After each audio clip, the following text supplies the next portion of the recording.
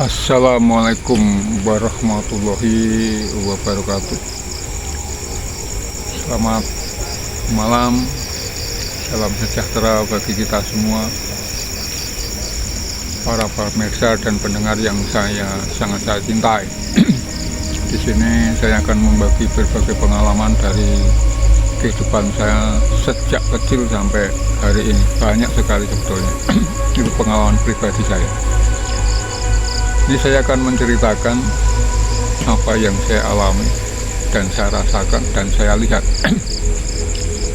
Itu kan saya hidup seorang diri di rumah. Anak saya 2, yang satu tinggal di Solo, yang satu sekarang di Kalimantan. Nah, pertama kali saya pagi-pagi sekitar jam 9, saya itu ya kesepian lah, ibaratnya hidup menduda. Saya istirahat di rumah sambil duduk-duduk merenung kehidupan saya. Dan saya waktu itu pas dalam keadaan hening, saya seakan-akan suasana itu berubah. Yang saya rasakan berubah. Ternyata memang itu terjadi. Waktu itu saya itu kedatangan suatu bayangan, tapi bayangan yang real, bayangan yang jelas. Itu seorang perempuan dengan memakai baju-baju hijau, itu pakai bikin pada kron atau mahkota. Itu berdiri di depan kulkas dan ada biasan-biasan sinar atau cahaya di sekitarnya. Saya tahu sekali, bahkan waktu itu, waktu kedatangan beliau itu, ya mungkin kalau sekarang itu Kanjeng Ibu Ratu Kidul lah. Tapi saya waktu itu belum ngeh. Itu saya melihat, dan suasana waktu itu jam 9 pagi bisa berubah menjadi suasana itu kayak remang-remang. Memang kalau kita didatangi ya bangsa-bangsa seperti itu atau orang yang gaib lah, itu suasana berubah menjadi remang-remang. Nah, di situ dia hanya cuma berbicara. Itu aku besok mau datang ke sini lagi sekitar 2 harian kelihatannya. Itu listrik akan saya padamkan. Setelah itu dia terus menghilang begitu saja. Nah, saya juga agak heran, ternyata waktu itu berubah lagi, suasananya menjadi terang benderang. Terus saya ingat pesannya itu kok mau kembali ke sini sekitar 2 hari lagi, dan setelah isya nanti mau dipadamkan lampunya. Nah, waktu itu teman saya ya, sorenya kan seringkali kedatangan banyak teman. Nah, salah satunya ini Mas Joko namanya, itu datang sorenya. Jadi pagi jam 9 saya melihat hal seperti itu. Terus sorenya seringkali saya kan ritual setiap malam sampai puluhan tahun sejak kecil. Jadi saya itu terus terang kalau tidak keluar di waktu malam kurang enjoy yang saya rasakan hidup saya itu. Saya mesti keluar setiap malam. Ya perkara cuma sebentar enggak, tapi kebanyakan saya keluar malam itu pasti. Itu sorenya itu datang, saya cerita. Saya menceritakan keadaan itu tadi. Mas, besok itu kira-kira 2 hari lagi itu listrik sini mau dipadamkan oleh ini, saya terangkan seperti itu yang saya lihat. Terus setelah 2 hari kan Mas Joko itu sering ke tempat saya, siang malam tuh dulu sering untuk melakukan ritual-ritual jalan malam sampai kemana-mana itu, sampai pagi. Itu ternyata setelah 2 hari kemudian kan Mas Joko itu sering datang. Waktu itu sekitar jam 8 kita ngomong-ngomong, langsung listrik itu padam.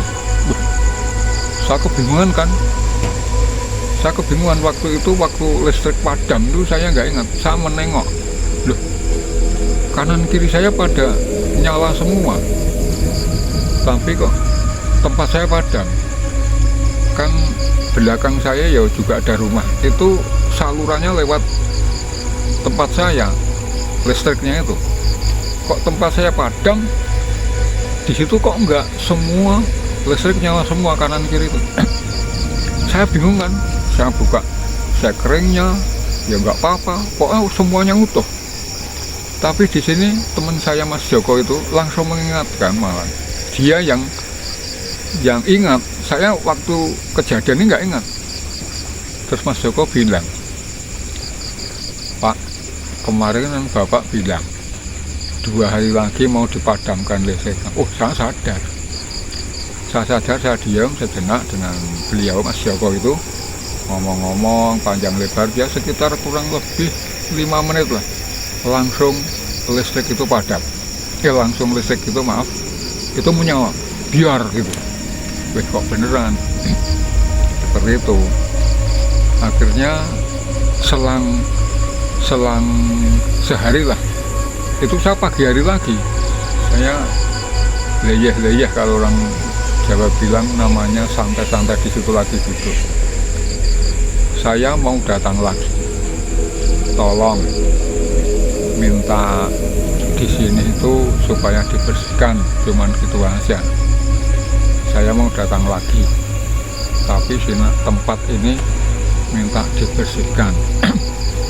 Dan saya diminta waktu itu supaya dijaga tempat ini. Setelah itu hilang lagi. Saya juga kebingungan waktu itu, dibersihkan apanya.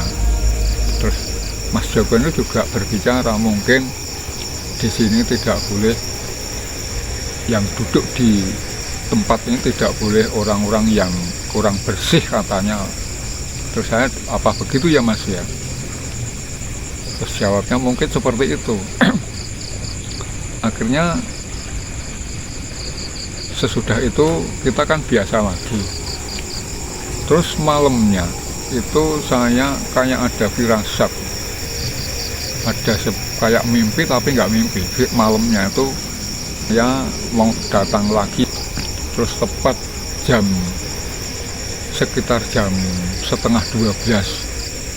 Ayo kita diem sebentar, nanti ada apa.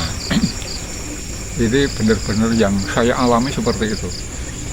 Akhirnya kita diem sambil menunduk bertiga. Apa yang terjadi situ, cuma ada terdengar kita bertiga suatu nyanyian lagu Jawa yang lagunya itu lembut tapi tidak lama, ya cuman setengah menitan. Terus saya tanya, dengarnya apa? Ini bertiga itu sama mendengarnya nyanyian seperti itu, tapi lagunya sudah lupa. Tapi lagunya enak sekali. Satu selesai, terus jam 3 pagi kita bubar pulang, mereka berdua pulang, kakak beradik itu. Terus paginya waktu itu jam 3 saya tidur lagi, sudah ngantuk. Cuman beliau itu berpesan, pokoknya kalau ingin saya mau ke sini, kamu mencari seperti kemarin yang untuk persiapan untuk kedatangannya itu. Tapi dia cuma minta tolong jangan di sini, jangan dipakai orang-orang yang tidak di jalan yang lurus. Dalam mimpi seperti itu. Jadi tidak mau di tempat saya untuk ngerasan-ngerasani orang lain, pokoknya untuk berbuat suatu bicara atau mohon perilaku tidak boleh yang menyimpang dari aturan-aturan. Dia berpesan seperti itu. Disitulah saya melihat suatu sosok yang ya kecantikannya itu memang cantik, pakaiannya ya memang hijau gadung. Yang saya lihat waktu itu, di waktu pagi itu seperti itu. Ya itulah kesaksian saya yang saya alami seperti itu, dan mungkin banyak lagi yang saya ceritakan seperti itu. Dan saya 4 kali pengalaman seperti itu secara jelas.